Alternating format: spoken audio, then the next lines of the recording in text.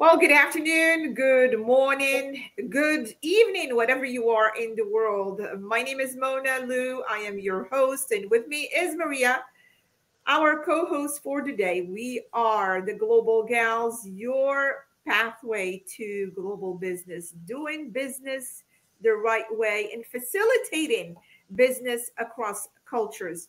Today, we have another theme. You may or may not be aware of it, but you will probably hear new terms that you haven't heard about. We will start with an American, German, Spaniard, and a Brazilian all walked into a meeting.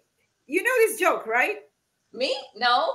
No. Okay. Well, the joke is it's actually unlikely that this group would arrive to the meeting at the same time. Uh, So if you ever done business internationally or work in culturally diverse environment, then you might know what I'm talking about. You know that times is understood differently in different parts of the world. When you go travel for vacation, you've seen how your understanding of times is not standard everywhere you go. Maybe you are familiar with the concept of the island time, of the Mediterranean time, where we take siesta or have dinner at 10 p.m., which is perfectly normal. Even sometimes, if you go to India, the train may be running 5 hours late, and that's perfectly fine. And on the opposite side of the spectrum, we can think of Japan, where a train is rarely even a minute late. So if you're raised in the United States or have been doing business here for a very long time, you understand time to be linear. It's commonly known as sequential time. You likely have an agenda and you go by that agenda, and your day is broken down by time and task. And we view time as either spent, saved, or wasted. What say you, Maria? We'll it's start with the linear. well, here's the thing.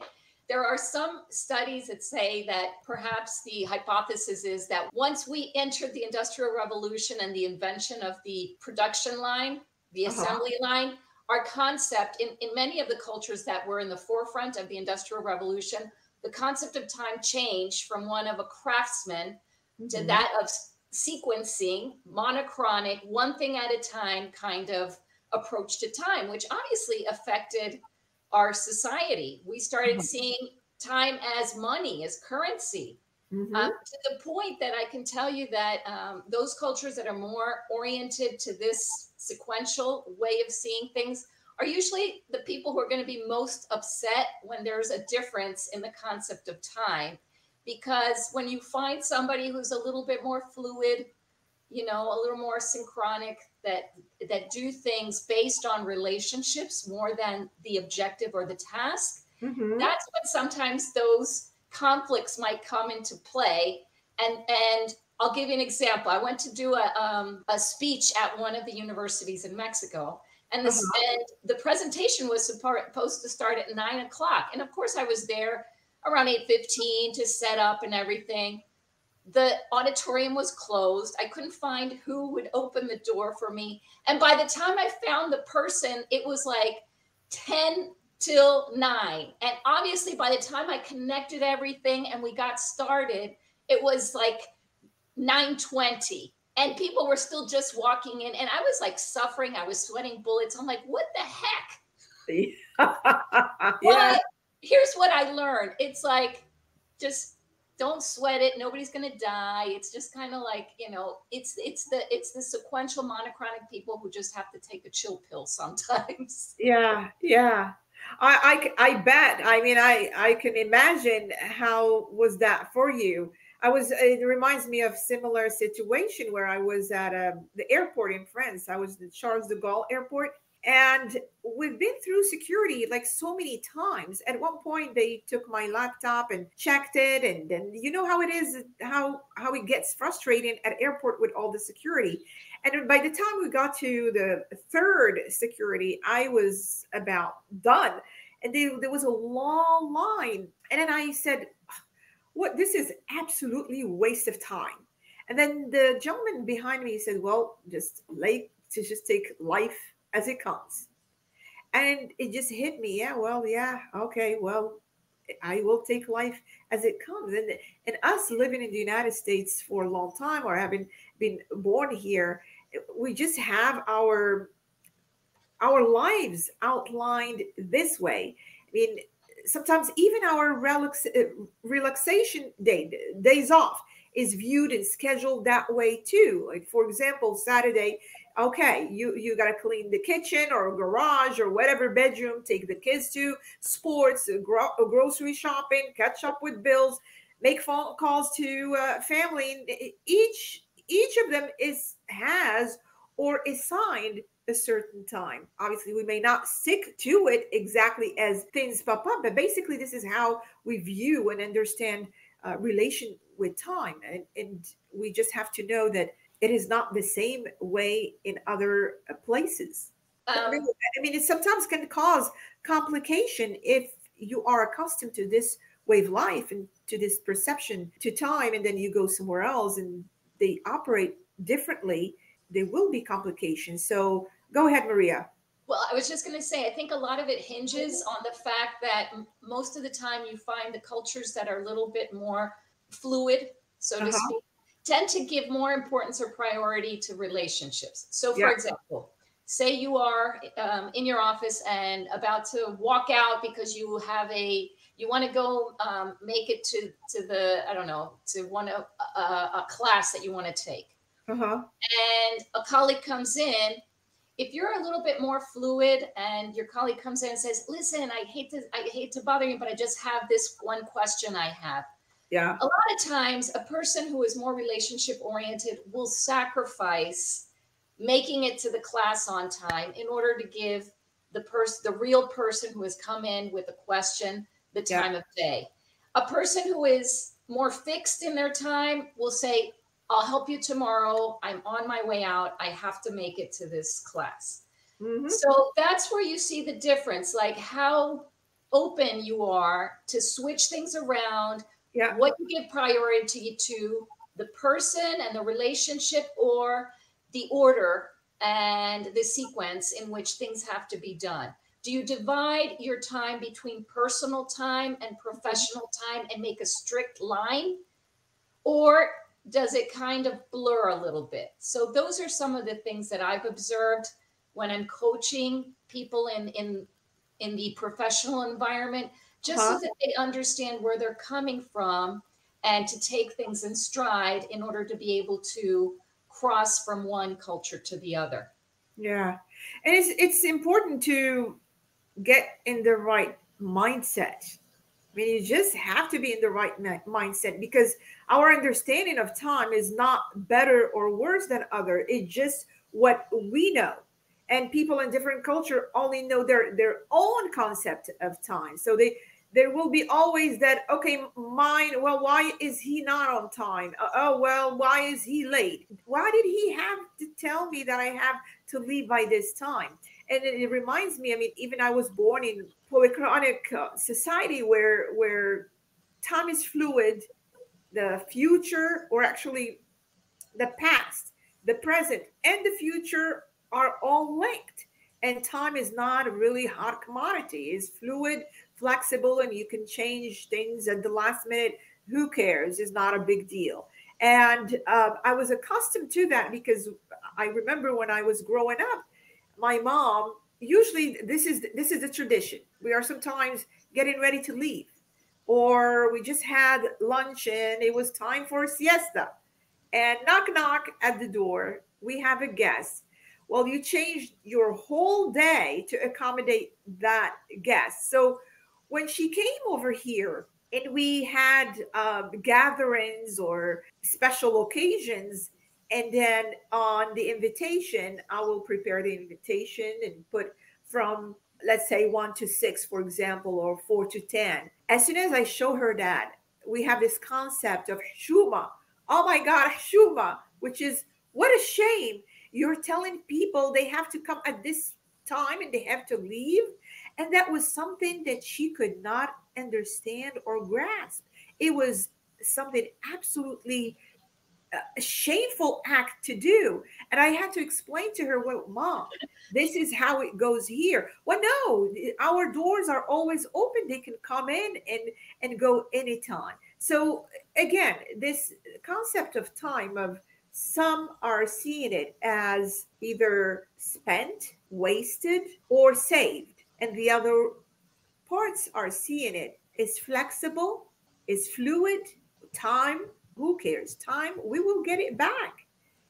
We will get it back. And that's something, of course, that if you go to the extreme side of monochronic, for example, of sequential, you have the example of Germany is Switzerland.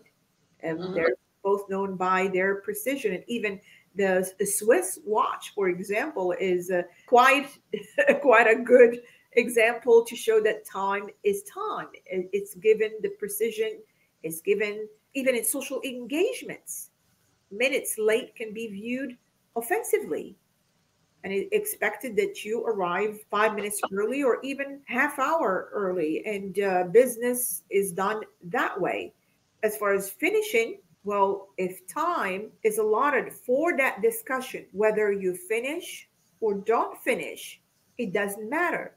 There is a time that was precisely put aside for this meeting, and that's it. If you have not agreed on what you came there to do or talk about, that's it. Pick up your stuff and leave, because time is precious. Time is money. And sometimes, if you go, as an example, to Brazil or even my country of birth, you go there, okay, well, things are changing a bit these days. But you get there, they'll tell you, okay, what time do we meet? And in some countries, they schedule based on prayers time.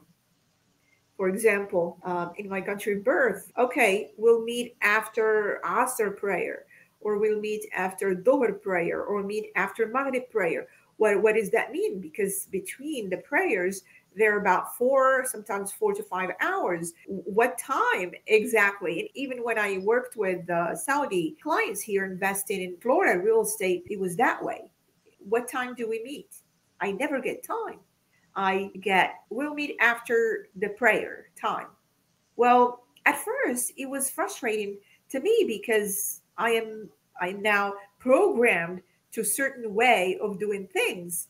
And then after a few meetings with different clients, and I saw the pattern pretty much is the same. And then they tell you, okay, I am coming. And I used to make phone calls.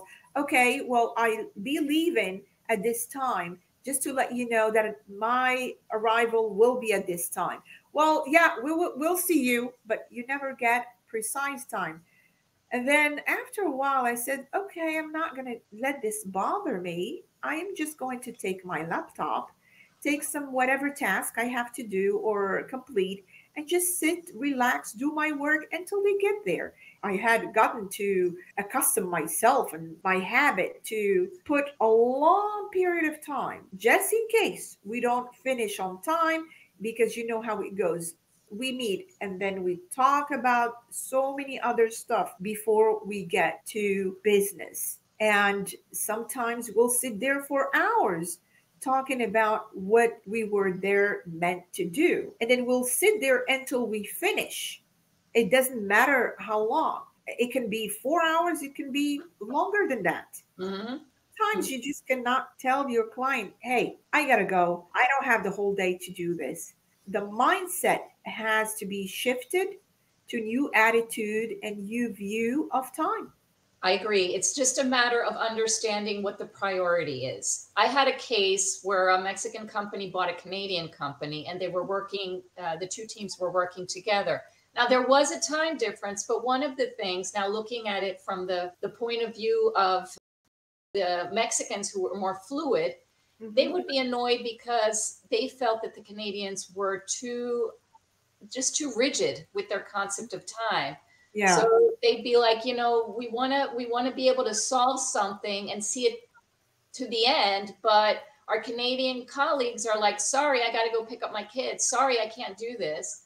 Whereas they found that it was like a lack of solidarity, a lack of commitment to just kind of like be so strict, so Uh-huh. special about their time. whereas they felt that they were more generous, that they said, okay, you just have to take one for the team and stay on a little longer and help out and do this and do that. But again, it's a different thing, the different idea for maybe for people who are more fluid in their concept of time, more relationship oriented. There's things that are more important than time. And people who are more task oriented see time as money. So if you are going to reach your hand into my pocket and take this without my consent, that's not cool.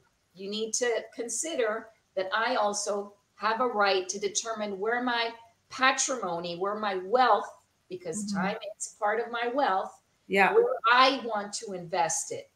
Whereas more fluid cultures will say time is an abstract. And there's a saying that says there's more time than life. That's a famous saying that I learned in Mexico. There's more time than life. So don't even try to beat it. So again, very different, like you said, very different mindsets. The idea there is to understand where you're going, who you're working with, and be able to cross that bridge so that you're not angered if somebody doesn't have your same priority. I think that's the secret to cross-cultural success, is if you can understand the why behind certain behaviors, half of the battle will be won, because just understanding it will make it so much easier to be able to compromise or adjust. What do you think? Well, absolutely, absolutely. And sometimes either party will say, okay, well, you got to relax. And the other one will say, you got to get serious about this. And so where's the medium? I was listening to a brain doctor the other day, and he was talking about how we are programmed up to age 35. We are just throughout the stage, from the time we're born to 35, we are programmed into a certain cultures where we view things a certain way. I mean, if you come one day and you want to change a person, you can't. All you can do is just understand it, respect it, and shift your mindset to work with it. Because at the end of the day, there's no better or worse. They're just different. This is how they're used to it. Here, we're used to time is money. Somewhere else, times is relationship. Times is time is seeing just for me to enjoy, for me to relax, for me to do things my way, my time, and because the time will always come back. That's how times is viewed, and then we will tell you relax, take a deep breath. Why are you listening? Why are you rushing? There's a saying in Morocco where we we say, and I say it in my native language, we say "Lizerbu metu." Lizerbu metu, the translation of it basically means those who do things in haste and just rush, and hurrying through everything. They've already died because they're going through life so fast. And that's the meaning of it. And then we just have to understand that people do things differently. And even before we take an assignment overseas or have meetings with certain clients or working with diverse teams within the same company, just understand that people see things differently. And we just have to just not get frustrated, not rush them, because now you're getting into trying to change someone while you really can't. You have to go their pace and their time. So, final say, Maria. I know. We did mention sequential. Yeah, the sequential monochronic. But there is another term that I'd like to mention, that synchronic is the opposite of sequential. So yes, we have lots of fancy words in the intercultural world, but basically, if you're more time oriented, more task time oriented, you can call it monochronic time or sequential or fixed in your mind. If you're more fluid, more relationship oriented, that's more synchronic or polychronic. They're the vocabulary that's used. But basically, I think probably most people will understand what we're talking about, whether time is money or There's more time than life. Exactly, exactly. Our time is up, and we will end it here. If you have any more questions, training on time and how to work with others, or coaching on that, or consulting, please feel free to reach out to either one of us. We'd be happy to help you. Until then, stay connected, stay global, and stay safe. Bye for now.